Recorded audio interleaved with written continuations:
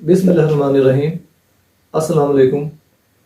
मैं Khawar Zahoor Chauhan advocate high court legal solutions platform से आपकी खिदमत में हाजिर हूँ। दोस्तों, प्रोग्राम का बाकायदा आगाज़ करने से पहले मैं आपसे रिक्वेस्ट करूँगा कि अगर अभी तक आपने हमारे चैनल सब्सक्राइब नहीं किया तो इसको सब्सक्राइब करें, बेल आइकन को टच करें और इसको लाइक भी करें।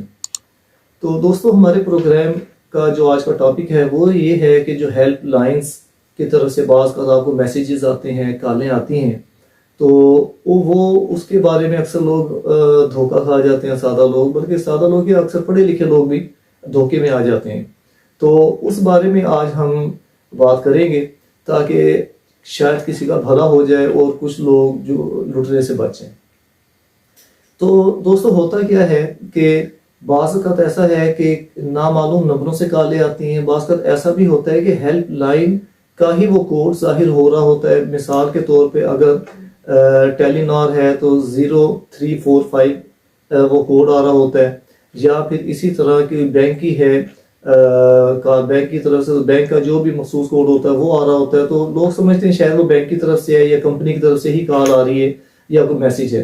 वो होता क्या है, उसमें कहते हैं मिसाल के तौर पे कंपनियों की तरफ से होती है, मोबाइल कंपनियां जो हैं वो ये कहते हैं कि जी आपका इतने लाख का इनाम निकला है या आपकी गाड़ी निकल आई है, आप फौरी तौर पे हमारे साथ फलां नंबर पे रब्ता करें। और लोग एकदम कुछ सोचते नहीं है, शायद अकल माउफ हो जाती है, क्या होता है, बहरहाल वो ये खुशी में फौरी तौर पे उन अगले जो कॉन्टैक्ट नंबर होते हैं वहाँ रब्ता करते हैं। तो वहाँ अगला बंदा फिर वो कह रहा होता है जी मुबारक हो, आपका इतना इनाम निकल आया है, तो इस इनाम के वसूल करने का तरीक़ाकार है जी, हमारी टीम आपके घर आएगी, मीडिया भी साथ होगा, बड़े वो सबज़बार दिखाते हैं और ये कहते हैं कि जी इसका तरीक़ाकार ये है कि इस रकम के ऊपर इतने % टैक्स है। तो आप फौरी तौर पे जी मिसाल के तौर पे वो 10, 15 या 20 हज़ार पे कह देंगे टैक्स है, या फॉर एग्जांपल कह देंगे जी आपकी गाड़ी निकली है तो गाड़ी की लाने की जी कैरेज आपके सुनने जी 25-30 हज़ार पे वो कैरेज होगी, आप कैरेज जमा करवाएं, इतने % आप टैक्स जमा करवाएं। तो कुछ लोग जो बेचारे सादा लोग होते हैं तो वो उनकी बातों में आ जाते हैं। और कुछ लोग टैक्स की रकम वो कहाँ जमा करवानी है, वो जी फलां मिसाल के तौर पे कहते हैं कि आप ये जमा करवाएं जी, ये फलां हमारा अकाउंट नंबर है, मोबाइल अकाउंट दे देंगे कि जी मोबाइल अकाउंट में आप रकम जमा करवा दें। इसी तरह जो कैरेज है गाड़ी की उसकी भी कह देंगे जी आप ये हमारा फलां मोबाइल अकाउंट नंबर है, आप इसमें जमा करवा दें। और लोग भागे भागे बेचारे वो अगर जेब में पैसे ना भी हों कहीं से कर्ज उठाते हैं, करते हैं और उनकी डिमांड पूरी करते हैं और उनको बताते हैं हाँ जी हमने पैसे जमा करवा दिए।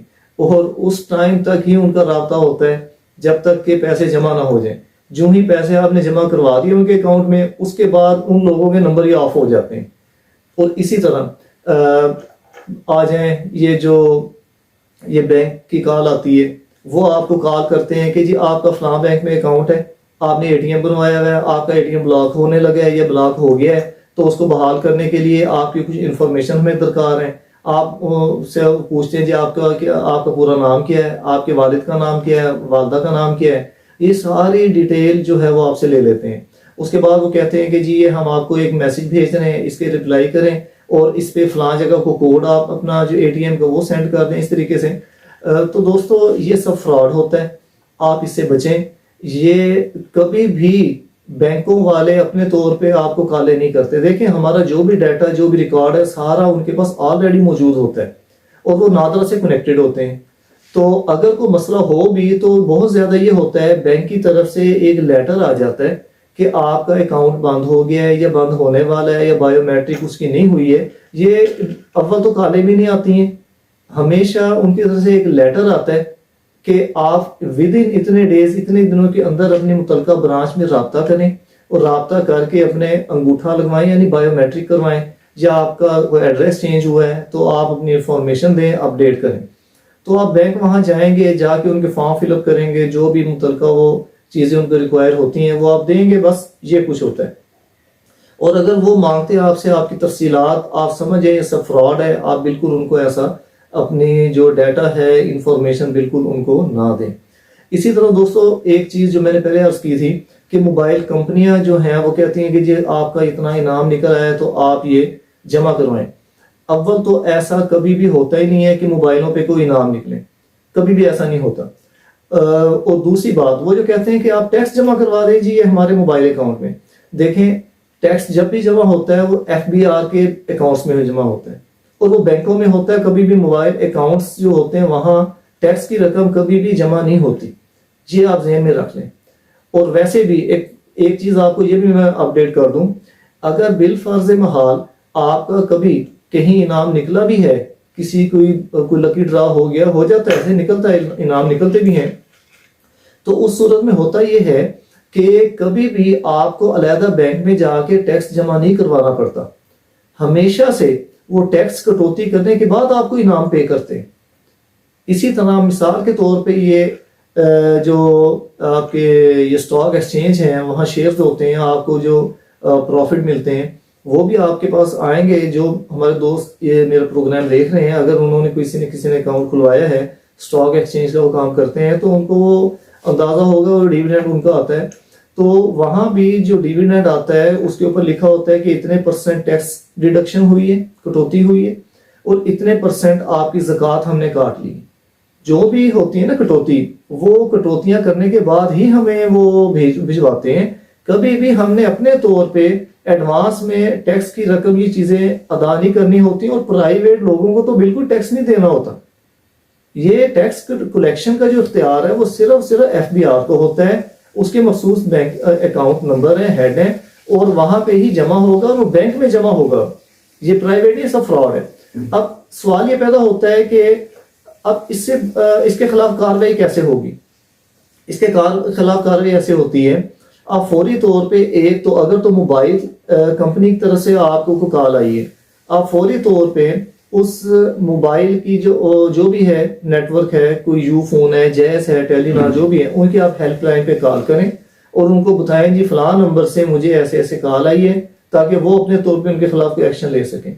अच्छा, और दूसरा तरीका ये होता है कि आप बाकायदा जो कानूनी तरीका है वो कार्रवाई करने का, ये साइबर क्राइम एक्ट के तहत एक जुर्म है, और इसके खिलाफ कार्रवाई का जो इख्तियार है वो FIA के पास होता है। ये आम थानों में नहीं आप जा सकते, और अगर आप थानों में जाएंगे, हमारी पुलिस भी माशाल्लाह आपको पता है उनका अल्लाह ही हाफिज है, और जो इनके इख्तियार में नहीं भी होता, चूंकि वो कहते हैं जी एप्लीकेशन हमारे पास आ गई है तो हम इस पर कार्रवाई कर दें। उन्होंने पैसे खाने के लिए करना होता है सारा, और वो कर कुछ भी नहीं सकते हैं, पैसे खा के बस आपको धक्के लगवाएंगे, तंग करेंगे, और मुखालिफ पार्टी से रब्ता हो जाए तो कुछ पैसे उनसे भी ले लेंगे, और यही कुछ उन्होंने करना होता है। लेकिन जो कानूनी तरीका है उसका यही है कि आप FIA में साइबर क्राइम एक्ट के तहत एप्लीकेशन देंगे, उसमें आप अपना बयान हल्फी देंगे, 2 गवाहान के बयान हल्फी देंगे, वहां जाके आप बाकायदा कार्रवाई का आगाज करवाएंगे। उसमें मोबाइल नंबर मेंशन करेंगे, जी ये फलां मोबाइल नंबर से मुझे कॉल आई है। अगर मोबाइल नंबर नहीं है, कोई हेल्पलाइन का नंबर है, कोड है, तो आप उस सूरत में भी उनको बताएंगे, अपना मोबाइल का सारा डाटा देंगे, स्क्रीनशॉट जो भी होंगे आपके पास रिकॉर्ड, वो प्रिंट निकलवा के उनको दें। तो उसके बाद FIA वाले उसके खिलाफ कार्रवाई करते हैं। और दोस्तों, इसके लिए जरूरी शर्त ये तो होगी किताबी बातें कि आपने फलां इदारे में एप्लीकेशन देनी है। इसकी जो प्रैक्टिकल है वो ये होता है कि आप उसकी पैरवी खुद करें। ये नहीं होगा कि आपने FIA में एप्लीकेशन दे दी है या बैंक में आपने इतला दे दी है तो बस आप कहें हमारा फर्ज पूरा हो गया। ऐसे नहीं है। जब तक कि आप उसको अपने केस को परसू नहीं करेंगे, पैरवी नहीं करेंगे, उस वक्त तक ये कार्रवाई प्रॉपर आगे नहीं चलेगी, क्योंकि उनके पास तो एक केस तो होता नहीं है, और ना ही ये हमारा इतना कोई एडवांस हमारा सिस्टम है मुल्क का कि बंदा नहीं जाएगा वो सिस्टमेटिकली वो मामले को आगे चलाएंगे, ऐसा नहीं है। तो इसके लिए ज़रूरी होता है कि आप उसकी पैरवी करें, टाइम निकालें, परसू करें, हर 1-2 दिन बाद उनसे रब्ता करें। रब्ता करने के बाद अपना पता करें जी हमारे केस का क्या बना है, आपने फर्दर इसमें क्या कुछ किया है, कोई बंदे ट्रेस हुए हैं नहीं हुए। और अगर एक और चीज़, बंदे कहते हैं हाँ ट्रेस हो गए, तो याद रखें हमारे ये जो इदारे हैं, पुलिस हो, FIA, इतने अच्छे नहीं हैं कि ये खुद ही चले जाएंगे। इसके लिए लाजमन जो पार्टी होती है उसको खुद वो जाना पड़ता है। बदकिस्मती की बात है, लेकिन हकीकत है, जो रियलिटी है वो यही है कि आप जाएंगे, उनकी गाड़ी के खर्चे भी आपको करने पड़ते हैं, उनको रोटियां भी खिलानी पड़ती हैं, खाने खिलाने पड़ते हैं इनको। अगर आप नहीं करेंगे तो उनके 100 ड्रामे होते हैं, 100 बहाने होते हैं, वो नहीं जाएंगे कि हमारे पास टाइम नहीं है, हमारे पास बजट नहीं है, 100 मसले जी फलां से परमिशन लेनी है, ये करना है, वो करना है। लेकिन अगर आप उनको आने जाने का खर्चा पूरा कर देंगे तो ये लाजमी बात है वो फौरी तौड़ पड़ते हैं। तो ये एक बदकिस्मती है हमारे मुल्क की, लेकिन इसके बगैर होता भी कोई नहीं। यानी ये कुछ हमें करना पड़ता है जो मुतासरा फरीक है, ये उसको कुछ हिम्मत खुद करनी पड़ेगी, केस को परसू करे, जाहिर बात है खर्चा उसको कुछ करना पड़ेगा, वो करना पड़ता होता है। ये हमारी बदकिस्मती है हमारे मुल्क की कि यहाँ पे ये कुछ होता है। अदरवाइज पुलिस वाले हों या FIA वाले हों, इनकी ड्यूटी होती है कि इन्होंने ट्रेस करना है, ट्रेस करके तो उनके खिलाफ कार्रवाई करनी है और फिर केस बना के मुतल्लिका अदालत में सबमिट करना है और फिर अदालत ने उनको सजा देनी है, FIA या पुलिस ने सजा नहीं देनी होती। तो मुझे उम्मीद है दोस्तों मेरे आज के प्रोग्राम से आपकी नॉलेज में इजाफा हुआ होगा और आपको ये प्रोग्राम जरूर पसंद आया होगा। अगर इस बारे में आप कोई सवाल करना चाहें तो आप मैसेज में क्वेश्चन कर सकते हैं। मैं कोशिश करूंगा कि इंशाल्लाह ताला मजीद अगर कोई एक्सप्लेन मैं नहीं कर सका किसी मामले को तो इंशाल्लाह मैं कोशिश करूंगा मजीद उसको मैं एक्सप्लेन कर सकूं ताकि मामला मजीद वाज़ेह हो सके। और मेरी आपसे रिक्वेस्ट है कि अगर आपको मेरा प्रोग्राम पसंद आया है इसको लाइक करें, आगे शेयर भी करें ताकि ज़्यादा से ज़्यादा लोग इसको देखें और उनकी नॉलेज में इजाफा हो। तो मेरी आइंदा आने वाली वीडियो तक आप अपना और अपने प्यारों का ख्याल रखिए। तब तक के लिए अल्लाह हाफिज़।